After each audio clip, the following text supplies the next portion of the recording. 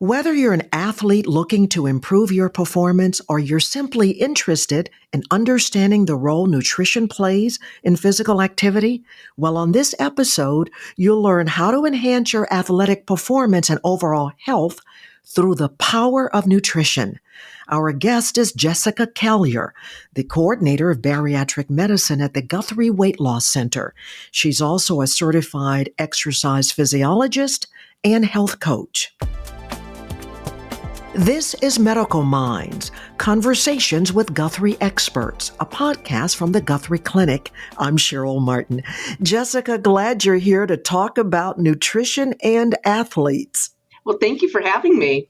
So, what is the most important aspect of nutrition for athletes to understand?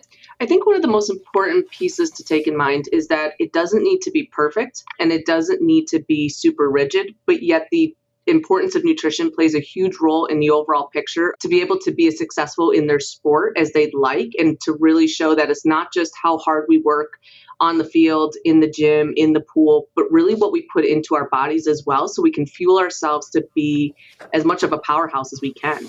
So how does an athlete's nutritional needs vary from that of an average person?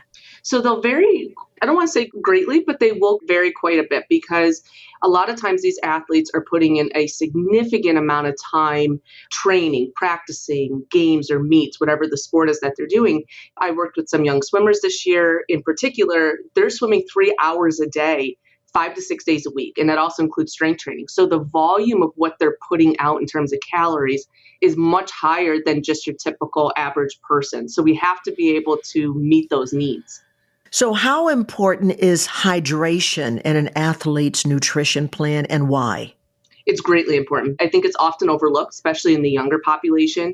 If we're not well hydrated, and then hydrated also with electrolytes as well, you don't perform as well. I think a lot of times people try to make up for it later on in the day. So we didn't drink all day, and now we try to play catch up at night, and it really does affect performance. And I think it's often overlooked. I think we worry so much about the macronutrients. We worry about, are we getting enough protein? Are we eating enough carbs? Are we actually putting enough time into our training? And I think hydration is greatly overlooked, but it's one of the biggest pieces to actually be able to perform at the best that you can. Would you say that for non-athletes as well, just drinking a lot of water throughout the day? Yes, I think majority of the people actually do not get enough hydration in their regular day-to-day life. I think you have to be careful. We also had issues with people overhydrating, which is very uncommon, but I think being very consistent throughout the day and not just looking at it as, I need 100 ounces for the day, and not trying to drink all of that between 6 and 8 o'clock p.m. I think the importance is being adequately hydrated, whether you're an athlete or not, but being adequately hydrated throughout your day. Jessica, how does nutrition affect an athlete's recovery post-training or post-competition?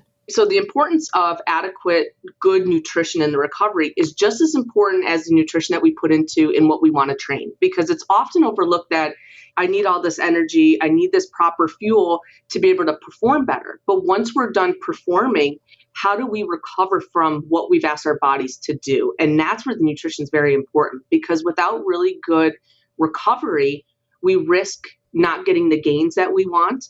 We risk an increase in injury. We risk an increase of deconditioning, actually, because our bodies now are trying to make up for what we did.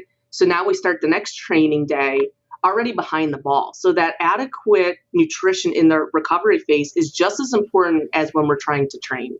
What do you consider good nutrition? I think a very consistent eating pattern, meaning we're eating really good sources of lean protein, chicken, beef, fish, pork, those kinds of things, getting a good variety of fruits and vegetables. That's where we get a lot of our micronutrition, essentially, your vitamins and minerals, getting good sources of carbs, and athletes need more carbs than just our average day-to-day, but getting those carbs from really good sources. So things like whole grains, potatoes, things like that give us really good energy, but really good nutrition on top of it. And then those healthy fats too. So using avocados, using healthy nuts, nut butters. What we're looking for is, how do we give the body what it needs without things that are fast food, fried food, overly packaged. And all these things have a place, but for really good nutrition for athletes, thinking kind of simple is better. Should all sugar be eliminated? I would say no. I don't think anything, when you think long-term, should be eliminated. And I think now, depending on where we're talking about sugar, I don't tell our athletes to go and drink soda because they're not going to feel good. But actually, some sugar, depending on where it's coming from and in what amounts, does help with some energy stores. So I've had patients who've run marathons, bariatric patients who've run marathons, who have very different needs and what they can tolerate as well, that you still need some of those sugar stores, especially when you're trying to do longer endurance events. But it's how we pair it and where it's coming from so that we can get a better effect from it. So we're not just trying to eat a candy bar, but can we have some fruit that has sugar in it? Can we have some of these electrolyte drinks that do have a little bit of sugar in them? And that's absolutely appropriate. The cakes, pies, and ice cream. Now, can they still have a place? You've had a really hard game and stuff and you want a dish of ice cream afterwards? Absolutely. But obviously it can't be our main source of nutrition. Now, how does the type of sport or activity influence an athlete's dietary needs? So the sport or activity definitely greatly affects how we want to look at their nutrition, because we look at how long does the activity last? Is it something like a marathon where, you're running for several hours at a time? Is it something very stop and go? And then also too, does the sport dictate body composition? Meaning our wrestlers, they need to maintain a certain weight. Even swimmers, gymnastics, a bunch of them rely on a certain weight. So we have to make sure that we're feeding them appropriately for what their outcomes need to be. So what are then some practical tips for athletes struggling to meet their caloric needs? Have a plan. I think where we fall short in a given day is because we didn't have a great plan of what we're going to eat. And then we're at the mercy of whatever might be available. And then we're going to fall short realistically across the board. I tell them it doesn't have to be a rigid plan, but making sure you have meals ready or food readily available that fits what you're trying to accomplish. In some cases, depending on the calorie output that's happening, I do like to sometimes, and depending on sports and what time of training, there's a bunch of factors that go into it. But sometimes I'll just increase their daily fat intake just a little bit, because fat intake, it's a very small amount to give you a decent amount of calories. It's very calorie dense is what we call it. And that's a great way to build some calories in people without them having to eat this absorbent amount of food. So it's kind of playing around with it and looking at where are they struggling when they're saying they're not getting enough to eat. Are we skipping breakfast? Because I've had this with some of these young female athletes is we don't feel like eating breakfast. Okay, well, if you're skipping a whole meal, you're going to fall short. Are we not eating adequately throughout the day? Are our snacks too small? So it's really looking at the big picture and seeing where the holes are, and then how do we improve those holes so that the whole picture now is put together. Jessica, that's great advice for a non-athlete, isn't it? To have a plan for what you plan to eat. So Cheryl, I am the most planned person you'll ever meet, food including. I love a plan for everything.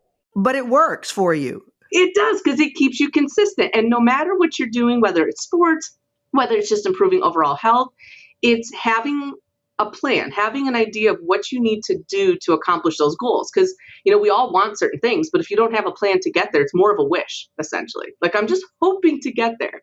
So it's just putting those factors in your day of, okay, what's my rough game plan for the day? And that's how we end up more successful with whatever we're trying to do. Thank you, Jessica. Anything else you'd like to add on nutrition and athletes? I think the biggest thing is if you need a little extra help, sometimes it always helps to have an outside opinion, an outside look, just to see where we could do better, what we're doing well already. I think the biggest thing is just staying consistent and just eating good food. Jessica Collier, thanks for sharing such valuable information on nutrition news we can use. Thank you. Thank you for having me.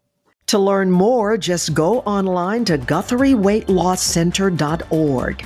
That's GuthrieWeightLossCenter.org. And if you found this podcast helpful, please share it on your social media. This is Medical Minds, Conversations with Guthrie Experts, a podcast from the Guthrie Clinic. Thanks for listening.